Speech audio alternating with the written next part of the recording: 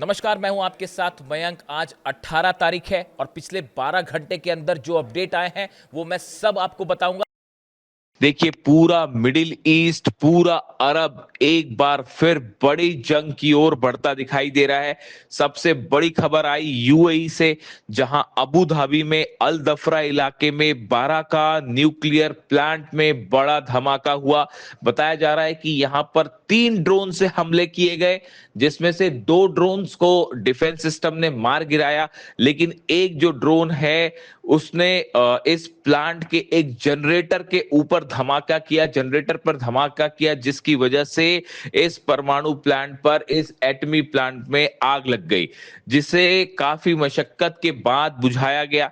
लेकिन जिस तरह से यूएई के न्यूक्लियर प्लांट पर हमला हुआ, इसने पूरे इलाके में ही नहीं पूरी दुनिया में सनसनी फैला दी है। देखिए, इस बारे में यूएई ने अभी तक ये नहीं कहा है कि ये हमला किसकी तरफ किया गया या किसकी तरफ से किया गया, और ना ही ईरान ने कुछ कहा है। लेकिन जिस तरह से हमले हुए हैं, जिस अंदाज में ये हमले हुए, उससे कई एक्सपर्ट ये अंदेशा लगा रहे हैं कि ये हमला ईरान की तरफ से किया गया। हालांकि देखिए, जब ये हमला हुआ उसके बाद जो है आईएईए समेत तमाम एजेंसियां जो है वो ये पता लगाने की कोशिश में जुट गई कि यहाँ पे क्या कहीं कोई रेडियो एक्टिव मटेरियल तो रिलीज नहीं हुआ। लेकिन काफी जांच के बाद ये पता चला कि इस तरह से कोई रेडियो एक्टिव मटेरियल रिलीज नहीं हुआ है, यानी एक बड़ा हादसा होते होते बच गया। अब सवाल ये है कि आखिर क्या ये स्ट्राइक ईरान की तरफ से की गई, और क्या ये किसी तरह का एक वार्निंग शॉट था जो ईरान ने फायर किया। देखिए, लगातार इस तरह की खबरें आ रही हैं कि यूएई ईरान के ऊपर बड़ा हमला कर सकता है और डोनाल्ड ट्रंप यूएई के जरिए ईरान पर हमला करवा सकते हैं। इस तरह की खबरें हैं, खासकर लवाना आइलैंड्स को लेकर, कि लवाना आइलैंड पर यूएई के जरिए हमला करवाया जा सकता है। इस बीच न्यूक्लियर प्लांट में धमाका, क्या ये एक वार्निंग शॉट था ईरान की तरफ से कि आप इस युद्ध में शामिल मत होइए? इस तरह का जो है अनुमान लगाया जा रहा है। अब इसी बीच देखिए, एक और खबर जो कि बिल्कुल मिलती जुलती खबर है। बताया गया कि जैसा देखा, जो तस्वीरें सामने आई कि इजराइल के बेत शेमेश इलाके में एक बहुत बड़ा धमाका हुआ, जहां एक बड़ा मशरूम क्लाउड बना। ये धमाका बिल्कुल वैसा था जैसा परमाणु धमाका होता है, एटमी धमाका होता है, उसके बाद जो मशरूम क्लाउड बनता है, उसी तरह से ये मशरूम क्लाउड बनता हुआ दिखाई दिया। अब देखिए, सवाल ये है कि ये बेत शेमेश इलाके में ये धमाका कैसे हुआ। जो कंपनी है, सरकारी कंपनी इजराइल की तोमर, उसका कहना ऐसा है कि ये एक टेस्टिंग ग्राउंड है जहां पर ये धमाका किया गया, और ये एक कंट्रोल्ड धमाका था, यानी कंपनी की तरफ से ही धमाका किया गया था, इस तरह के दावे किए गए। लेकिन हकीकत ये है कि ये जो धमाका हुआ उसके बाद जो वीडियो सामने आए, उसमें लोग भागते हुए दिखाई दिए, अफरा तफरी मच गई वहां पे। इससे माना जा रहा है कि लोगों को अंदाज नहीं था कि यहां पर ऐसा कुछ होने वाला है। जिस जगह धमाका हुआ वहां रॉकेट्स बनाए जाते हैं, खासकर एरो मिसाइल डिफेंस सिस्टम है, इसके रॉकेट्स बनाए जाते हैं, एरो 3 के मिसाइल्स बनती हैं, और इसके पास ही परमाणु न्यूक्लियर मटेरियल भी इस जगह के पास रखा जाता है। बताया जाता है कि एटमी हथियार भी इसके करीब हैं जहां पर ये हमला हुआ। ऐसे में कहा जा रहा है, क्या यूएई पर हमला और उसके पहले इजराइल में ये जो है किसी तरह का ईरान ने हमला करके एक वार्निंग शॉट दिया। इन दोनों धमाकों के बीच एक बड़ा कनेक्शन होता दिखाई दे रहा है कि यूएई के परमाणु ठिकाने पर हमला और उसके पहले इजराइल में एक बड़े रॉकेट बनाने वाले ठिकाने पर हमला, और वहां पे जहां पे खास तौर पर एटमी हथियार रखे हो सकते हैं। क्या ये ईरान की तरफ से बड़ी वार्निंग दी गई है? देखिए, जब ये हमला हुआ, जब ये धमाका हुआ इजराइल में, तो वहां पर पुलिस और सुरक्षा कर्मियों को भी आसपास नहीं जाने दिया जा रहा था, इतना भयंकर धमाका था। और बड़ा इसको लेकर सनसनी फैली हुई थी कि आखिर ये धमाका कैसे हुआ। ये दो घटनाएं ऐसी हैं जो इस ओर इशारा कर रही हैं कि अब मिडिल ईस्ट एक बड़ी जंग की ओर आगे बढ़ रहा है। एक बड़ी और अहम खबर सूत्रों के हवाले से, खुफिया एजेंसी से, जो तमाम डिफेंस एक्सपर्ट्स हैं उनके बीच में इस तरह की चर्चाएं हैं कि ईद के दिन, ईद के आसपास एक बार फिर अमेरिका ईरान पर स्ट्राइक कर सकता है, हमले कर सकता है। देखिए, 27-28 तारीख को ईद का वक्त होगा। अली खामनेई साहब पर जब असैसिनेशन हुआ था, जो पहला हमला हुआ था वो सुप्रीम लीडर पर हुआ था और वो तारीख भी 28 थी। और एक बार फिर उसी तारीख के आसपास यानी ईद पर या ईद से ठीक पहले अमेरिका ईरान को निशाना बना सकता है। इस तरह की खबरें आ रही हैं, जिसके बाद ये माना जा रहा है कि इस बार की ईद, देखिए रमज़ान का महीना था जब अटैक हुआ, अली खामनेई साहब का असैसिनेशन हुआ और उसको लेकर हमने देखा कि तमाम मुस्लिम देश, इस्लामिक देशों में भी इस बात को लेकर खासा गुस्सा था। भले ईरान पर हमले हुए हैं, लेकिन इस बात को लेकर खासी नाराज़गी देखी गई थी और एक बार फिर इस तरह की हरकत हो सकती है कि ईद के आसपास स्ट्राइक हो सकती है। इस तरह की खबरें आ रही हैं, लेकिन इसके साथ ही बड़ी खबर, ईरान की तरफ से जो एक्शन प्लान तैयार हुआ है उसमें अगर हमले होते हैं तो यूएई पर बड़े हमले होने तय हैं, दुबई पर, अबू धाबी पर हमले होने तय हैं, रियाद पर हमले होने तय हैं, दोहा में, कुवैत में, बहरीन में। जो तस्वीरें हमने पिछली बार 40 दिनों के दौरान देखी थी, वही तस्वीरें एक बार फिर देखने को मिल सकती हैं। और ईद के आसपास देखिए पूरे अरब में एक बार फिर जंग छिड़ सकती है और बड़ी आग में पूरा अरब झुलस सकता है। इस तरह की खबरें डिफेंस सोर्सेस से आनी शुरू हो गई हैं कि ईद के आसपास पूरे अरब में एक बार फिर विनाश देखने को मिल सकता है।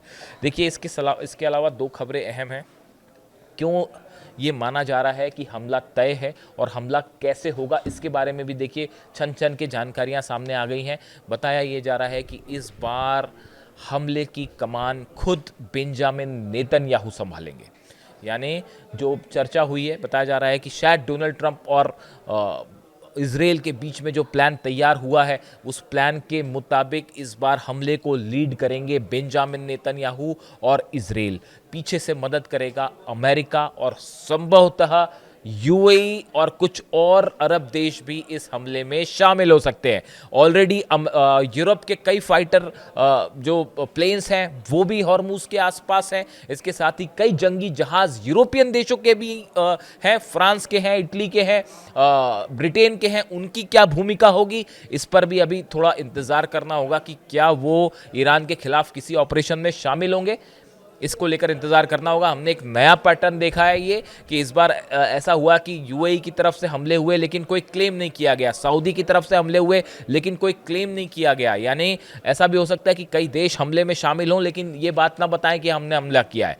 तो इस तरह का पैटर्न भी देखने को मिल सकता है। देखिए इस बीच जो सबसे बड़ी खबर है, कुछ साइंस ऐसे होते हैं जो ये बता देते हैं कि हाँ जंग तय है।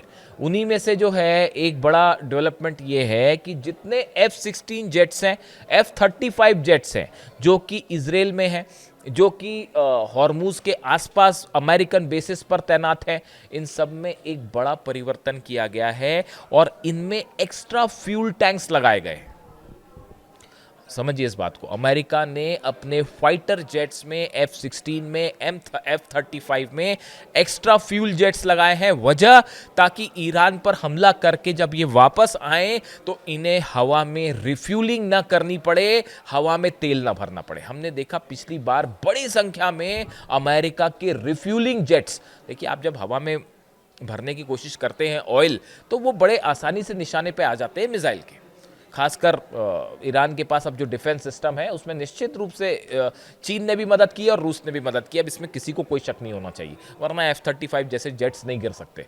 अब इन सूरत हाल में अगर रिफ्यूलिंग जेट्स भेजता है अमेरिका तो वो सॉफ्ट टारगेट पे होंगे और पिछली बार की तरह जितना नुकसान हुआ उससे बचने के लिए अमेरिका की एयरफोर्स ने रणनीति बनाई है। अपने फाइटर जेट्स F-16 में एक्स्ट्रा टैंक लगा दिया गया है और उसके बदले 2 मिसाइल्स कम कर दी गई। देखिए हेलफायर मिसाइल्स और बाकी की भी मिसाइल्स जो होती है, होता यह है कि आप जब एक्स्ट्रा फ्यूल टैंक लगाएंगे तो जितनी मिसाइल्स की और लॉन्चेस, मिसाइल लॉन्चेस जो लगे होते हैं उसमें, जिससे मिसाइल फायर होती है, उसको कम कर दिया जाता है और उसके बदले आपने फ्यूल टैंक लगा दिया ताकि मिसाइल भले 1-2 कम हो जाए लेकिन आप एक्स्ट्रा टैंक है ताकि आपको भरवाना ना पड़े रिफ्यूलिंग के दौरान। ये इस बात का इंडिकेशन माना जा रहा है कि जंग अब तय है। बात नंबर दूसरी, आप आगे बढ़िए। दूसरी जो बड़ी खबर है कि हॉर्मुज को लेकर एक बार फिर ये माना जा रहा है कि Kharg island Donald Trump CENTCOM के निशाने पर है। ये बात अब साफ हो चुकी है कि जब तक खार्ग पर कब्जा नहीं किया जाएगा तब तक हॉर्मुज को नहीं खुलवाया जा सकता।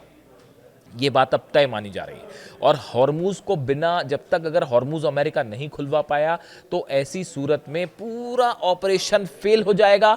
अमेरिका अगर यहां से वापस लौटता है, देखिए वापस लौटने का मतलब है अमेरिका की जो हेजेमनी है, सुप्रीमेसी है, सबसे शक्तिशाली मुल्क होने का जो दावा है वो पूरी तरह से चूर चूर, जो सैन्य शक्ति का दावा है वो पूरी तरह से चूर चूर, इकोनॉमिक पावर होने का दावा है वो खत्म। ये हालात हो जाएंगे। देखिए जॉन बोल्टन जो हैं पूर्व एनएसए अमेरिका के, उनकी तरफ से एक बयान सामने आया है और बड़ा ही हैरान करने वाला। उन्होंने डोनाल्ड ट्रंप के ऊपर कई बेहद गंभीर आरोप लगाए।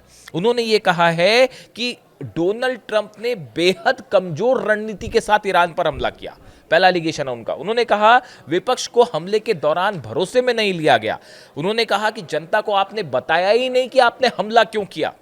और चौथा, आपके हमले की कोई रणनीति नहीं थी, ना अंदर जाने का प्लान सही था और ना बाहर आने का प्लान सही था। इनमें सबसे इंटरेस्टिंग बात यह है जो ये कह रहे हैं, जॉन बोल्टन अमेरिका में खुद एनएसए रह चुके हो, राष्ट्रीय सुरक्षा सलाहकार रह चुके, वो ये कह रहे हैं कि डोनाल्ड ट्रंप ने हमला क्यों किया ईरान पे, इसकी सही वजह ही अमेरिका की जनता को नहीं बताई। कभी कहते हैं कि ईरान के पास यूरेनियम हासिल करना है, कभी कहते हैं परमाणु बम बना सकता है ईरान इसलिए हम हमला कर रहे हैं, कभी ये कहते हैं कि मिसाइल प्रोग्राम है उससे हमला खतरा है इसलिए हम हमला करेंगे, कभी कहते हैं कि वहाँ पर जो है लीडरशिप चेंज करना था इसलिए हमने हमला किया। यानी आपके स्टैंड, फिर कभी कहते हैं हॉर्मूज अब खुलवाना है इसलिए। अरे भाई तो बंद तो आप ही ने किया आके, ईरान ने तो बंद किया नहीं था। ईरान तो पूरी दुनिया को ऑयल दे रहा था। ये बात इसीलिए मैं कई बार ये कहता हूं कि ईरान की तरफ से ये स्टैंड साफ होना चाहिए। एक बड़ी प्रेस कॉन्फ्रेंस होनी चाहिए ईरान में, जिसमें ईरान के राष्ट्रपति, विदेश मंत्री, तमाम आला अधिकारी शामिल हों। उसमें सिक्योरिटी एजेंसीज जो है, सिक्योरिटी काउंसिल है, उसके सदस्य शामिल हों और ये ऐलान करें कि भाई हम पूरी दुनिया को ऑयल देने के लिए तैयार हैं, लेकिन डोनाल्ड ट्रंप के जो जहाज यहाँ खड़े हैं अमेरिका के, इसकी वजह से ऑयल सप्लाई में दिक्कत है, इन्हें यहाँ से हटाइए। ये बात ईरान को, पूरी दुनिया को विश्वास दिलानी चाहिए। आज पूरी दुनिया में संकट है तेल का, न सिर्फ भारत में बल्कि पूरी दुनिया में। आप देखिए कि क्या हाल है, तमाम के मेजर्स लिए जा रहे हैं। हजारों लोगों की जॉब्स ऑलरेडी जा चुकी हैं और आने वाले समय में न जाने कितने लोगों को नुकसान होने वाला है। यह हाल पूरी दुनिया का है, एक दो देश की बात नहीं है, पूरे दुनिया के तमाम देशों में यह हाल है कि जॉब्स जा रहे हैं। आईटी सेक्टर खतरे में पड़ा हुआ है। जो छोटे काम करने वाले लोग थे वो तो बेचारे बेरोजगार हो गए। कौन है इसका जिम्मेदार? यह बात ईरान को पूरी दुनिया के सामने रखनी चाहिए कि आज हॉर्मूज बंद है क्योंकि अमेरिका अपना देश छोड़ के यहां जहाज लेके खड़ा हुआ है।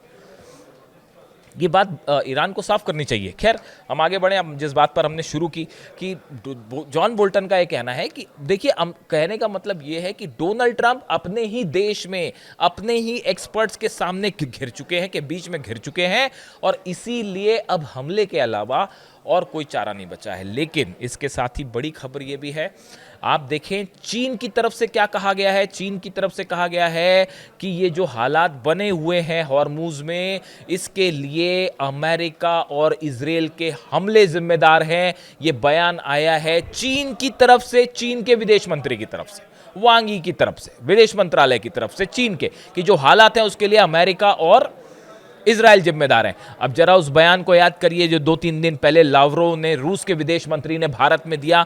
उन्होंने क्या कहा कि ये जो वर्तमान हालात बने हुए हैं इसके लिए अमेरिका और इजराइल के हमले जिम्मेदार हैं। बिल्कुल जेरॉक्स कॉपी है दोनों के बयान की। अमेरिका को लेकर, अमेरिका की इस हॉर्मूज प्लान को लेकर चीन क्या कह रहा है, रूस क्या कह रहा है और ईरान क्या कह रहा है। अब्बास अराक्ची साहब भारत में थे, उन्होंने भी यही बात कही थी कि ये जो हालात बने हुए हैं इसके लिए अमेरिका की दादागिरी जिम्मेदार है। वो हमारे फारस में आके, फारस ईरान का था, है और हमेशा रहेगा। आप हमारे यहाँ आके अपने जहाज लेके खड़े हुए हैं, ये दादागिरी खत्म होनी चाहिए। कौन किससे तेल खरीदे, कौन किसको तेल बेचे, ये आप कौन तय करने वाले होते हैं। ये बात ईरान के विदेश मंत्री ने कही। ये सरासर दादागिरी है। इन शब्दों का उन्होंने इस्तेमाल किया। आप देखिए, कहने का मतलब समझिए, इंटरनेशनल रिलेशंस में जो बयान होते हैं वो बड़े महत्वपूर्ण होते हैं। जब पूरी दुनिया इस तरह की बात कर रही थी कि अब चीन जो है वो साथ दे देगा अमेरिका का और वगैरह वगैरह, इस तरह की तमाम बातें हो रही थी, लेकिन हकीकत देखिए निकल के क्या आई। इनके बीच में जब ये डोनाल्ड ट्रंप चीन की यात्रा पे थे, उस समय मैं खुद इस रूप में लावरोव को फॉलो कर रहा था, रूस के विदेश मंत्री को, कि उनकी तरफ से क्या क्या बयान आ रहे। उन्होंने, मैं आपको बता चुका हूं, उन्होंने हर उस बात का जवाब दिया जो डोनाल्ड ट्रंप बीजिंग से कह रहे थे, चीन से कह रहे थे। यानी रूस के बीच में, चीन के बीच में और ईरान के बीच में ये जो बयान आए, इनके नेचर ये बता रहे हैं। तीनों के विदेश मंत्रियों के बयान जेरोक्स कॉपी हैं और इसका मतलब ये है कि इस बार अगर अमेरिका ने हमला किया तो ये इसका रूप हमले का पिछली बार के मुकाबले और बड़ा होगा। और खासकर पुतिन के इस बयान की, पुतिन ने वो जो मिसाइल टेस्ट किया 35,000 किलोमीटर वाली, वो कोई यूक्रेन के लिए टेस्ट नहीं था, वो अमेरिका को बताने के लिए था। और पुतिन की तरफ से ये कहना कि हम यूरेनियम रखने को तैयार हैं, ये आखिरी प्रस्ताव है जो दे दिया गया है, बस इसके अलावा अब कोई चारा नहीं बचता कि यूरेनियम हम रखने को तैयार है। हालांकि उसके लिए भी ईरान तैयार होगा नहीं होगा, अमेरिका क्या कहेगा वो बड़े दूर की। हालांकि इसके पीछे, पर्दे के पीछे बड़ी चर्चाएं चल रही हैं कि क्या अब इस बात पर चर्चा हो कि क्या ईरान जो है वो अपना यूरेनियम उसका ट्रांसफ़र किया जाए रूस को। इसके अलावा और कोई और ऑप्शन नहीं बचता है। इस तरह की बातें हैं, कई एक्सपर्ट इस तरह की बातें कर रहे हैं। कौन इसके लिए तैयार होगा पता नहीं, लेकिन फिलहाल हालात ये है कि जंग का प्लान तैयार है, नेतन्याहू उसको लीड करेंगे और बड़ा काउंटर ऑपरेशन ईरान ने भी तैयार कर रखा है, जिसका नतीजा है कि ईद के आसपास स्ट्राइक हो सकती है और पूरा अरब ईद के मौके पर एक बार फिर जंग में धकेला जा सकता है। इससे जुड़ा जो भी अपडेट होगा आप तक पहुंचाऊंगा। Thank you so much.